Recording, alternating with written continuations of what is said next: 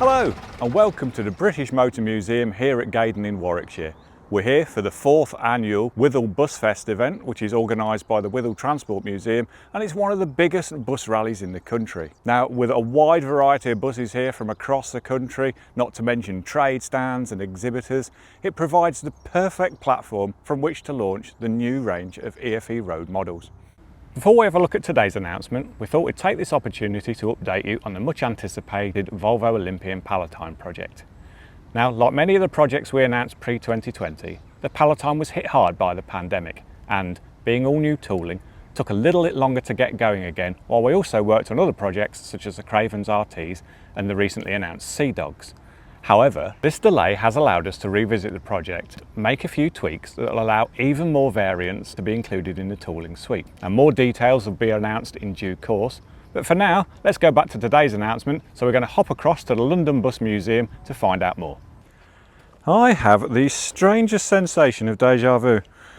Anyway, last year we came here to Brooklands to announce our all new, refreshed and updated Routemaster models, which we then followed later in the year by the RMCs. Now, both of these were announced to coincide with the 70th anniversary of the Routemaster, which was celebrated in 2024.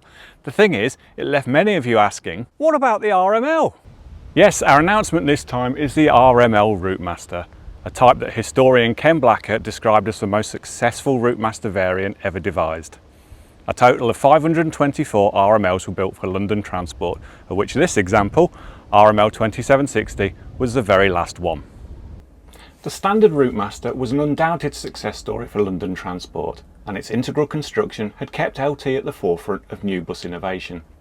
However, by the end of the 1950s, questions were being asked by the wider bus industry about whether 64-seat double-deckers were commercially viable long-term. Greater seating capacity was being called for. By the time the first RMs were being rolled out, the regulations governing the maximum length of buses carried on two axles had been increased to 30 feet to allow for greater seating capacity. Curiously, LT's dedication to the 64-seat double-decker was at odds with its use of the 70-seat trolleybus, but that's another story. In 1961, London Transport ordered 24 new Routemasters with an increased capacity of 72 seats. Like the 64-seaters, these new buses would be engineered by AEC at Southall, with final assembly and body construction completed by Park Royal Vehicles. The integral construction of the Routemaster meant it was a fairly straightforward job to provide a lengthened version. Mechanically, the new buses were almost identical to the standard versions, sharing the same AEC AV590 and AV690 engines, and having the same electrical equipment, brakes and transmission. The main visual difference between the RMLs and their shorter cousins was the addition of a central bay of 2 foot 4 inches long, with these small square windows on the upper and lower decks.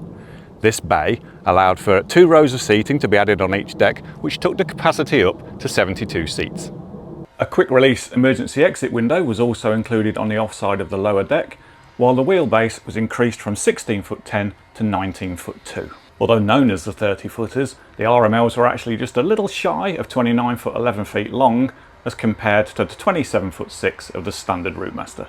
Originally, the 24 new buses were classified as the ER, or Extended Routemaster, although this was changed in August 1961 to RML after the first 4 had been delivered.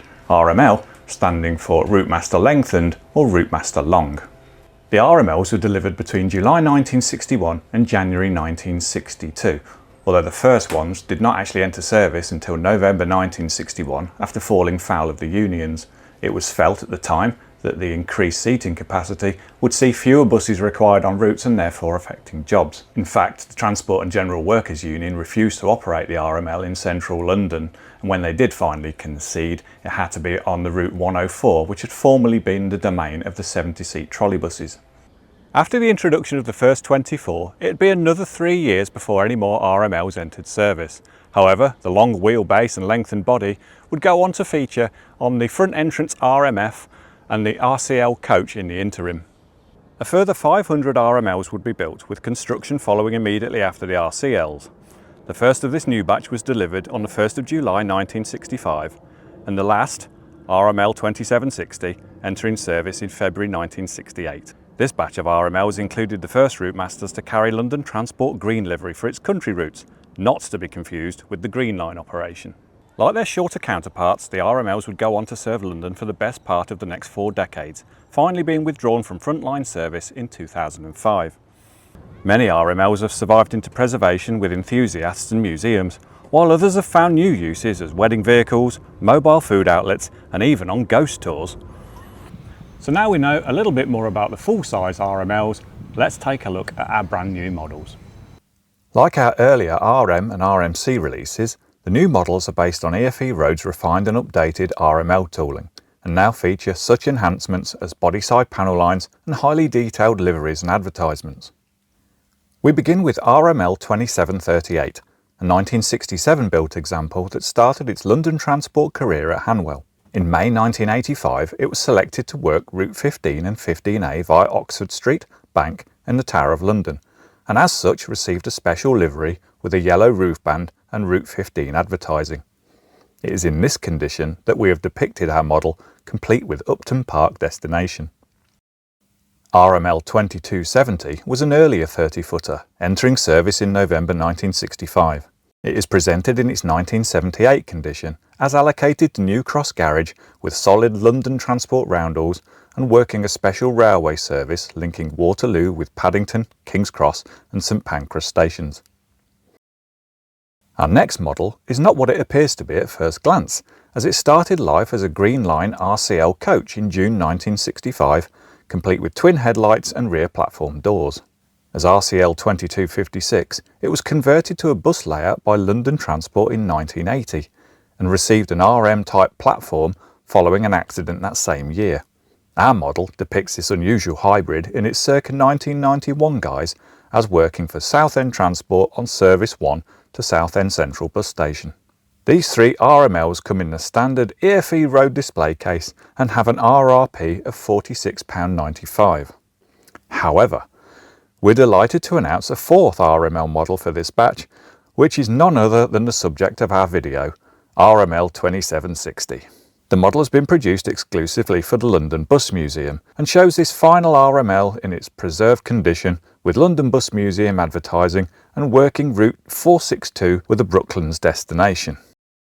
The model features bespoke packaging and will be available from the London Bus Museum shop or via its online outlet.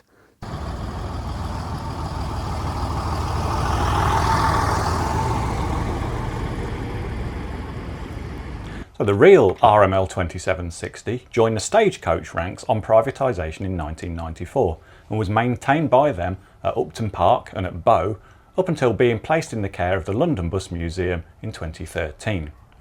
The museum itself is located within the famous Brooklands Museum near Weybridge in Surrey, and I'm joined by Gerry Job from the museum who can tell us a little bit more about the museum's activities. So Gerry, when did the museum actually get established? In the 70s, it was really a group of owners and they just wanted somewhere to put their vehicles. It only became a museum in later times, and it was based in a site down in Redhill Road, not far from here. There was originally an overspill site during the war from Vickers, so the building itself had history, but to be fair, it was only supposed to be temporary and we vacated it in 2011. We were fortunate enough to get a lease on the current site in Brooklands Museum. I think that was in 08, but the building was completed and opened in 11. And since then we've grown considerably. So how many buses are actually in the collection then? We have around 50. We can only show part of them, of course, or we'll be back to the original where they're parked an inch apart, and we do try and rotate them. And how are you funded? Are you a charity? Or? We are a registered charity, so obviously if anybody wants to leave money to us, we're extremely grateful. But we are part of Brooklands Gate, so we get a percentage of Brooklands Gate.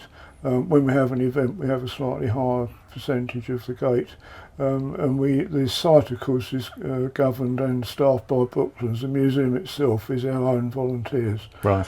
We're entirely volunteer. We have no employees at all. We have quite a comprehensive workshop where we do restorations on a regular basis. We have one at the moment that goes back to the wartime. It actually served this site during the war. So yeah, that's now in the workshop being worked on.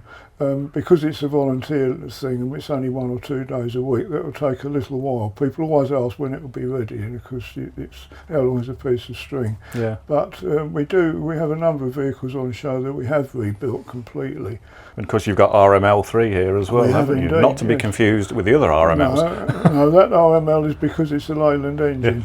So you mentioned earlier on about you do hold events each year, so obviously the spring gathering is, one of the season openers, isn't it? That's right, that's right. What else do you do? Well, there's another one in the summer festival, then another one on the 19th of October, which used to be our hibernation day at Redhill Road. But on those days we run the 462 service, which is the feeder from Brooklands station, plus a number of outings, tours to places like Kew and so on. So how can people find out more about the museum, visiting or becoming involved itself? Well, the best way is to go to our website, which is londonbusmuseum.com, and on there will be links to volunteering, membership, events, and there's a news page which anything that's coming up will appear on. And also we have our shop where hopefully you can buy some of our 2760 models. Well, that's brilliant. Thank you very much for that, Gerry. Thank you.